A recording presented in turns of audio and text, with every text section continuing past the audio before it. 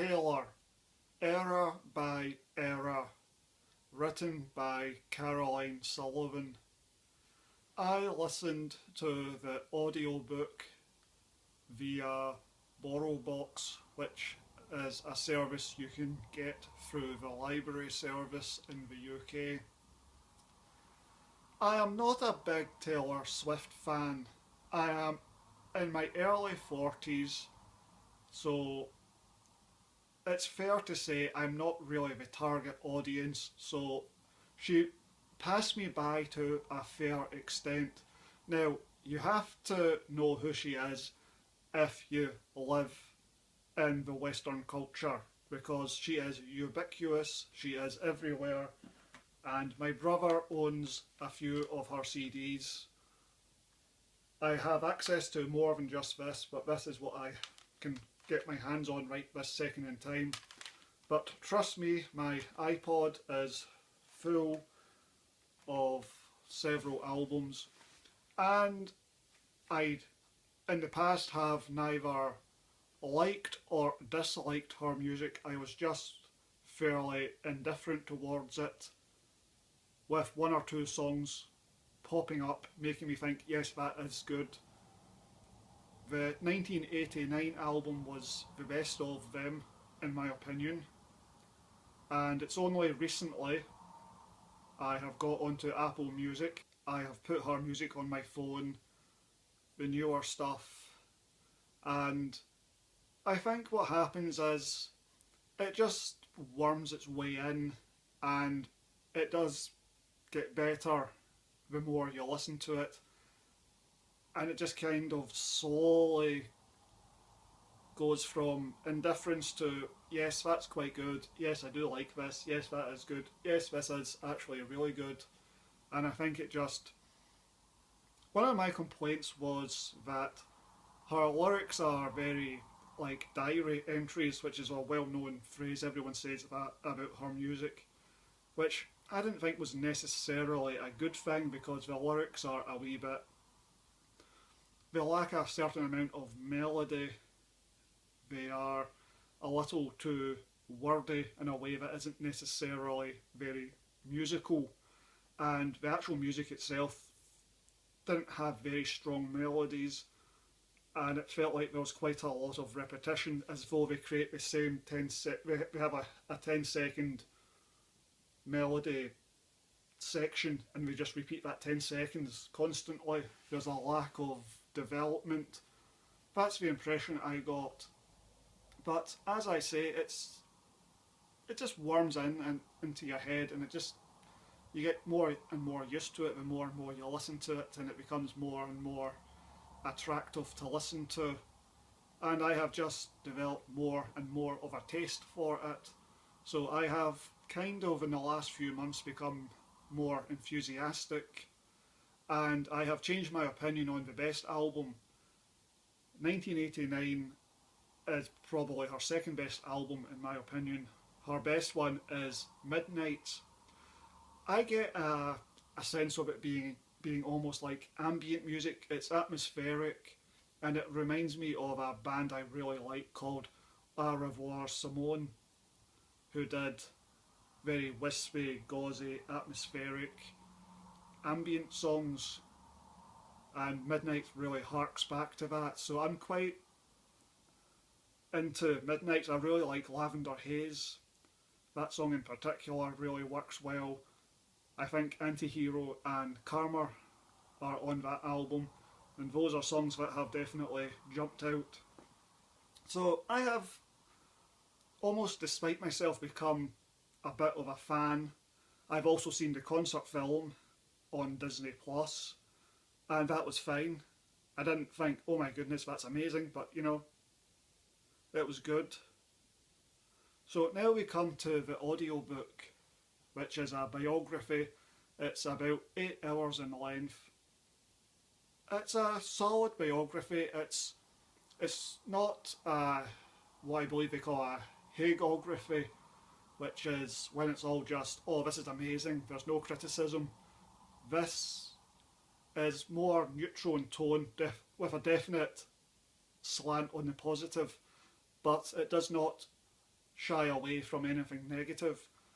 I just don't think, as far as I can tell, as a non-expert on the subject, I don't feel as though Taylor Swift's life is full of much negativity. She hasn't really had many scandals, or she has never really revealed herself to be, in private, to be a total bitch, a real horrible person. She appears to actually be a nice, generous, pleasant person, and people do like her, and a lot of the scandals are just slight missteps where she misread the social situation slightly when she announced her Tortured Poets album during an award show, and she got some backlash. That's a scandal. That's a scandal. I mean, it's nothing. And that is covered in this book, so the book must be up to date till about the very early 2024. The album Tortured Poets Department is mentioned, but just in passing for a few minutes. So the author has definitely heard the album, but beyond that, I think that was when the deadline hit and the book ceases. At that point, this is the first edition. The book will probably be updated. It took in $250 million, and it was 2015's highest grossing tour. So far, so Swift. Yet it was also the tour that declared her position at the absolute center of 2010's popular culture. The guests who shared the stage during the nightly surprise slot reflected that. Julia Roberts, Joan Baez, Chris Rock, Serena Williams, and Kobe Bryant were just 5 of the figureheads who joined Swift to sing with her or just dance along. If you are a Taylor Swift fan and you have done a little bit of reading about her, then I do not think this book will present any new information. I don't know a great amount about Taylor Swift, so I don't feel as though I learned all that much, and yet I feel that I must have picked up a whole bunch of information I knew nothing about, so it was probably packed full of information. But if you are quite into Taylor Swift and you know quite a lot of information, it's probably not going to tell you anything you do not already know. But having said that, to have it all packed into the one easy to digest book is of course rather helpful, and if you find the subject of Taylor Swift to be interesting, then the book will be interesting. And as someone who is on the fence, rather indifferent towards Taylor Swift, I found the book to be interesting and entertaining. The problem with the Taylor Swift story is she appears to be a genuinely decent, nice human being who hasn't really had many scandals. And the problem is her career has just went from success to bigger success to bigger success to bigger success. So she does not have a rocky career with ups and downs. She hasn't had, it's not a story of, well, during this time she was massive and then there was a massive falling off and she was in the doldrums for an album or two, and then she came back with this monster comeback album. She's just had it's a one-way up trajectory, so it means there's not a lot of dramatic meat and bones, and I feel that's reflected a wee bit in the book because her early life and the first album are covered extensively, whereas after that the amount of time devoted to each album gets a lot shorter, because I feel as there's just not that much to say about each album. By that stage, she could laugh about it, but it had been a struggle to be accepted by some members of Nashville's writing community. She was perfectly aware she would have to work harder and turn up more prepared than an older writer. I knew that being a 14-year-old girl, anybody would, understandably, think, I'm going to have to write a song for a kid today, she told American Songwriter in 2011. Covering all bases in advance has always been her forte, so when she went into sessions, she'd already done the groundwork. She arrived at each with 10 or 15 almost finished songs or with developed ideas. As much as Taylor Swift probably reveals lots of stuff on social media and in interviews, etc., she is actually fairly private. So there's not an abundance of information about her various romances. As much as she reveals, she hides and keeps covered. And unless this book just ignores vast amounts of information, the information presented in the book about her various relationships is pretty superficial. There's not a great amount of depth or analysis given to it. We basically are told she was in a relationship with this person, no idea how they met. She tweeted this about this, and someone said this about this in this interview, and someone else posted this on social media about that, and then there was a breakup, and she said this about it in an interview, and that's about it. So this author has not gone and interviewed all these people and got new information. To some extent, I never felt this while listening to it, I'm only now thinking it was maybe a bit of a cut and paste job, someone sitting at a desk at home doing that internet research and reading books and doing that type of research and then putting it together into a book rather than going out and doing any actual new interviews themselves. I am fairly certain that this author did 0 interviews of her own, and therefore she does not bring any new information to light. All this information is currently out there, available for other people to find and gather. This person has taken information that's already out there and gathered it together to create her book. That's not necessarily a bad thing, it's not a criticism. I mean, I listened to the entire book and never considered that to be a possibility. It's only now that's coming to mind. Big Machine officially launched that day, and Taylor, now 15, was finally a signed artist. Not for nothing had she started a MySpace account the day before. But until the company began producing hits, which it would by the end of the year with Jack Ingram's Wherever You Are, it was best known for its link to Toby Keith. If I had a complaint with the book, this is not a complaint, this is an observation. The chronology can be a bit messy because it's almost like the author isn't that interested in the very thing she's talking about right now, and she's always jumping forward into, 10 years later, this thing happened which is related to this, what I'm talking about right now. And so it's not written in a super strict chronological order. She does jump forward quite a bit from time to time in the writing, which is fine, not a problem. It's not like it's a complicated chronology where you as the listener stroke reader will get confused as to where she is in the story. It's all very clear, but I am just saying that she jumps around in the chronology a bit more than I think is necessarily normal when writing a biography.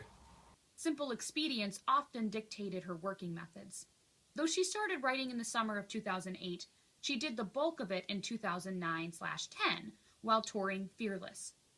She was often alone when an idea popped into her head. In the middle of the night after a show in the Midwest, say. Rather than writing half the song and putting it aside until she could get together with a co-writer, she simply finished it there and then. It happened again and again, and she came to realize that she could do the entire record on her own. I recently listened to an audiobook biography of Madonna. It was 41 hours.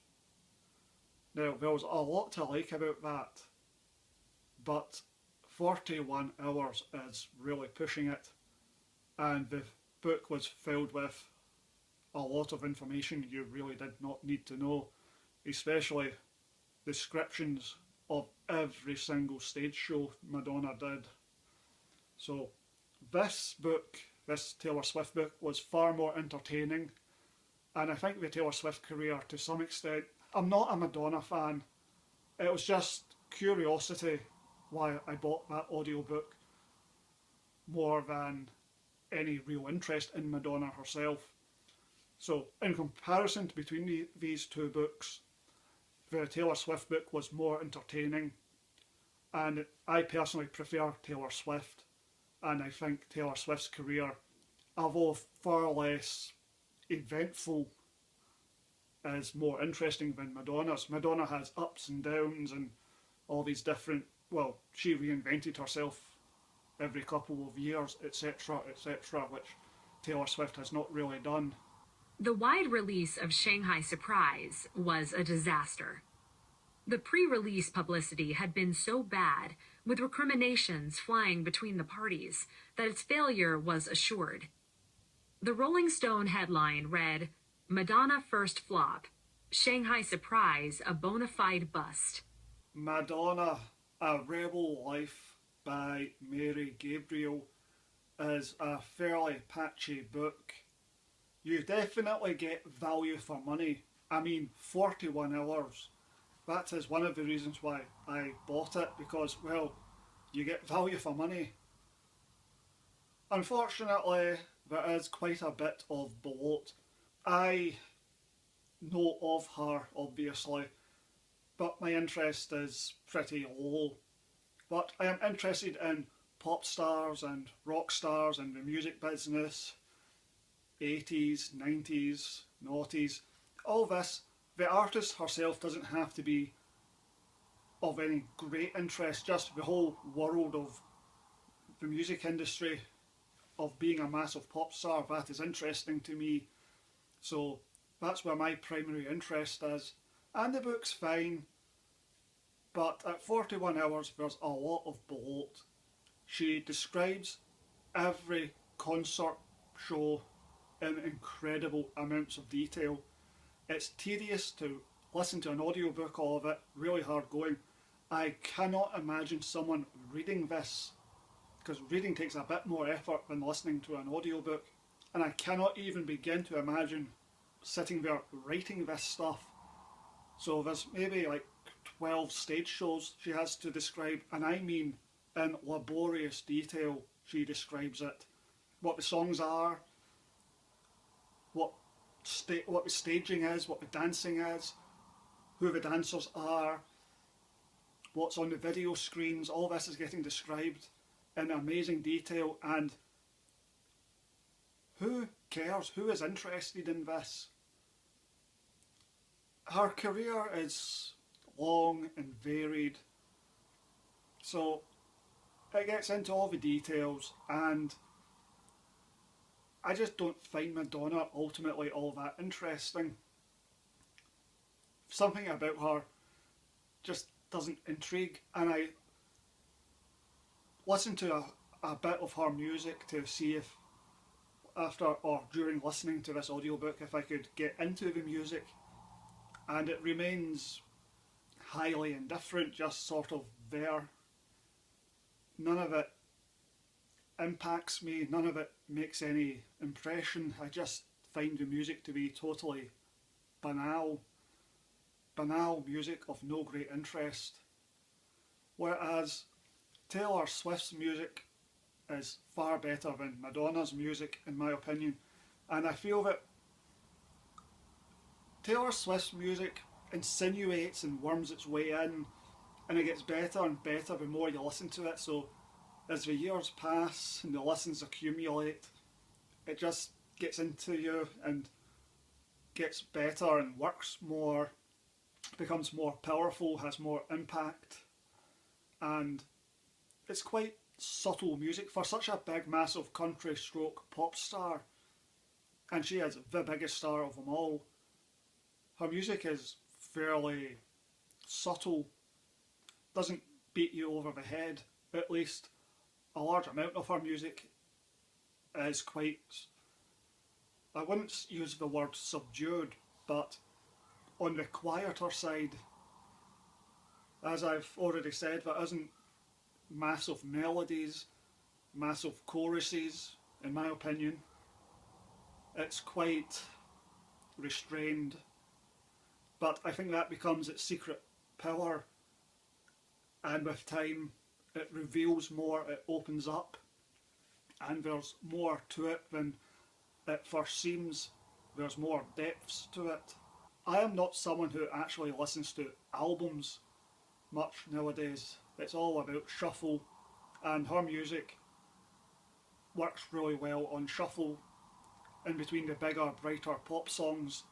Her stuff, I wouldn't describe it as ambient, but it's slightly more down-tempo, slightly more subdued, and that works really well in between the big, in-your-face, hooky pop hits or my heavy metal music. To have this more politely subdued, more subtle music come in, it works very well, which I think is why the Midnight album works the best for me, because it is the most ambient of the albums as far as I can tell. In the book, the author described Midnights as being a return to the pop of 1989, but on a more laid back, subdued tone. But I don't, from my experience of the album Midnights, which as I say is mostly on shuffle rather than as an actual album of songs one after the other, I don't really pick up that big massive poppiness of 1989, like the so-called big massive poppiness of 1989. I don't really connect those two albums together so much. Sean hadn't shed his casualties of war persona and had surrounded himself with friends nearly as pumped up as he was. He said that things between him and Madonna began falling apart. Madonna had to face that very sad fact every day. She turned 30 that summer, 4 days after Basquiat's death. The following month, she began work on a new album that would reflect her more mature and more conflicted woman's reality. My first couple of albums, I would say, came from the little girl in me, who is interested only in having people like me, and being entertaining and charming and frivolous and sweet, she said. Rebel life is fine, but it does become a bit of a chore towards the end. Another problem with Rebel life that other people complained about was that she would often go off on tangents to talk about her collaborators, all these people who are ignored or forgotten by the other history books, the other biographies, because they're not that important, or they're just not exciting enough, or the people who she is accused of ripping off, because she, of course, is famous for taking other people's influence and doing her own thing. And of course, because she's the big pop star, she takes someone's obscure dance scene or music culture and then she blows it up and she gets all the credit and all the money and all the rest of it, so she gets accused of cultural appropriation and all that type of stuff. And the book is at pains to go, no, look, here's the person she supposedly ripped off, or the culture she appropriated, the dance culture or whatever she's supposed to have ripped off. Well, here she is. She was part of this scene herself. She's a genuine, authentic person in that scene with a genuine interest, and pretty much with the full cooperation and appreciation of the people she's taking these ideas from. They are being celebrated in this book, and the book is at pains to show, look, for the most part these people were happy for her to take their obscure thing and to turn it into this big massive cultural moment via her massive fame. But of course the problem with that is some of these people and cultures and scenes are not really that interesting. If you're here for the Madonna book, for the story of Madonna, you don't really want to have the half-hour diversion into, I don't know, some gay artist from Cuba who did such and such, which was an influence on such and such she did.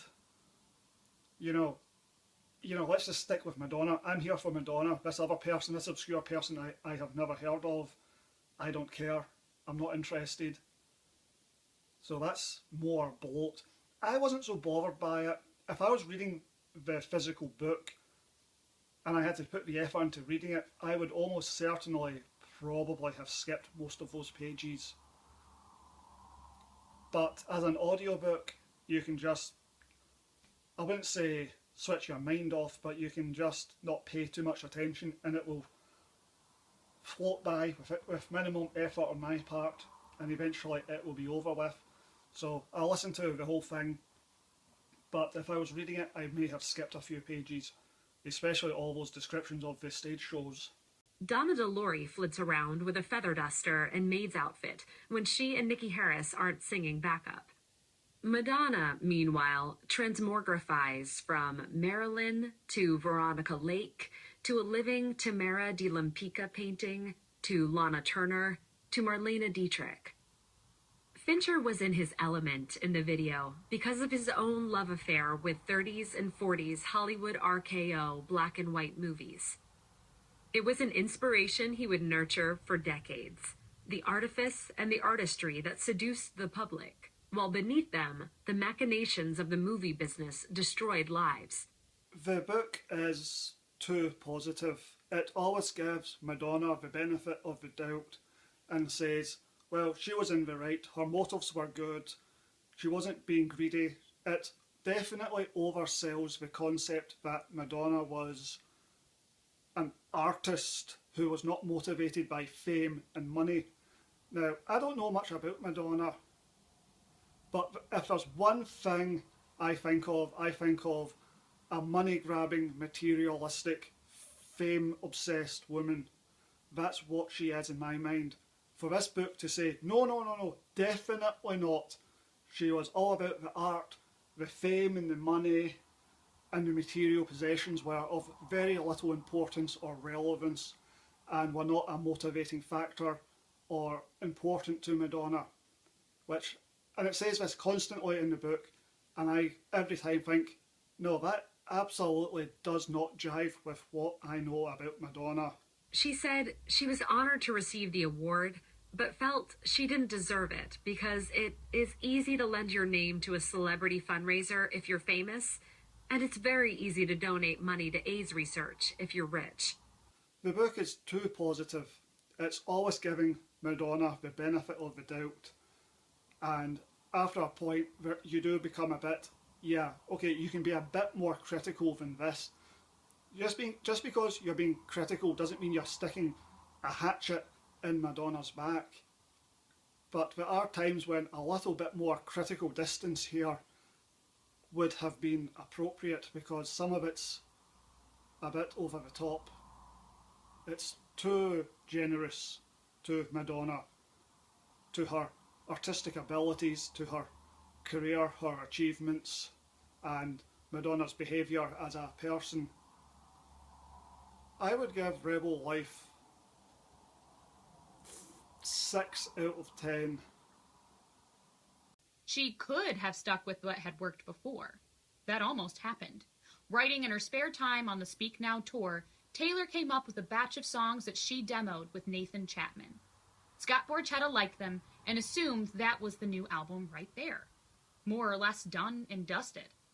But while demoing, Swift had become dissatisfied, and her response to Borchetta made it plain that her music had to change. In an interview with Our Country, she recounted what she'd said to Borchetta.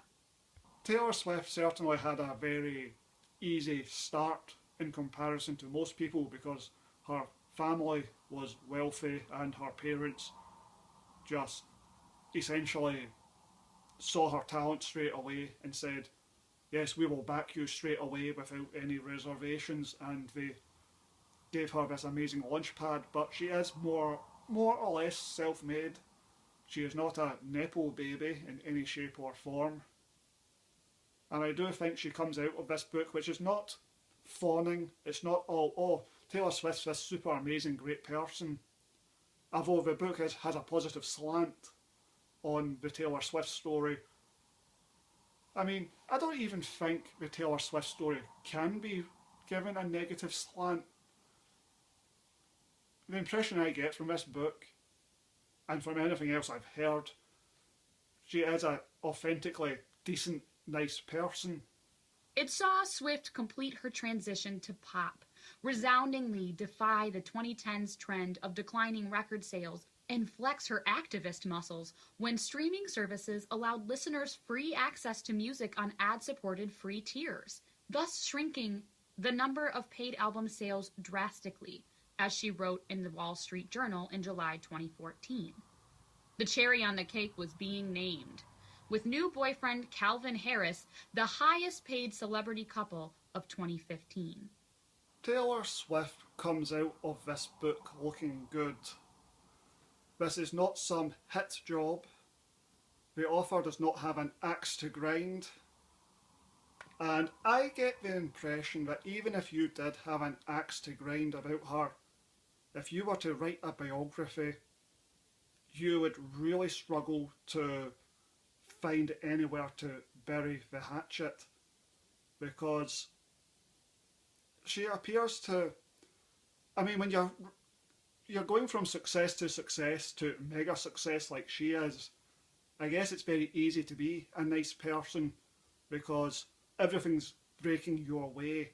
You're not struggling, you're not fighting with people, you are achieving stuff very easily after a certain point where you just glide from vast success to vast success. So if Taylor Swift was struggling more in her career, maybe she would be a less pleasant person, but because she is succeeding so easily and successfully at this point, she can afford to be generous, nice,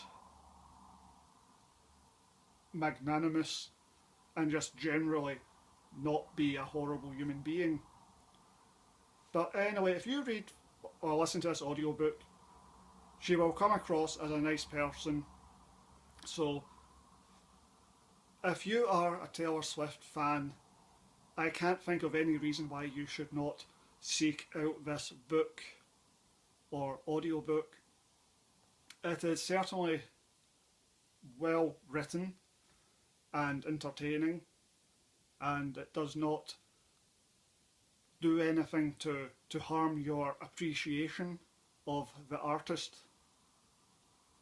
I would recommend the book, and even if you have no interest in Taylor Swift, or you are quite indifferent and don't really care that much, which is my position, I don't really have any great interest or care about Taylor Swift, just the story of someone becoming a big massive country and then pop star is an interesting story in and of itself, despite who the actual artist is. You do not have to like the music or the artist in order to find the story interesting. So I would recommend this book stroke audiobook. The video was removed from Instagram about 6 months later, after she and Alwyn split. Like many Midnight's tracks, it's characterized by a sensual R&B feel and a synthy undertow. The dreamy Snow on the Beach is another relationship track, or rather a track that focuses on the rare phenomenon, so rare that it's akin to snow on the beach, of two people falling in love at the same time. The song was much discussed because it was her first collaboration with Lana Del Rey, whose cinematic dark pop is much loved by Swift. I think so many female artists would not be where they are and would not have the inspiration they have if it weren't for the work that she's done, she said at the Grammys, as Del Rey watched from several feet away, smiling enigmatically next to Sam Dew, one of Lavender Haze's co-writers. I think she's a legacy artist, a legend in her prime right now. I'm so lucky to know you and be your friend. One oddity of the performance by the reader is that she will say 1 November instead of 1st November. Properly get underway until 1 September. Big Machine officially 3rd December instead of 3rd of December. It's just slightly odd. Other than that, I have no issues with her performance. Actually, one other thing comes to mind. Sometimes when something humorous is happening, she will put a bit of a chuckle into her voice, which seems a bit twee if you ask me.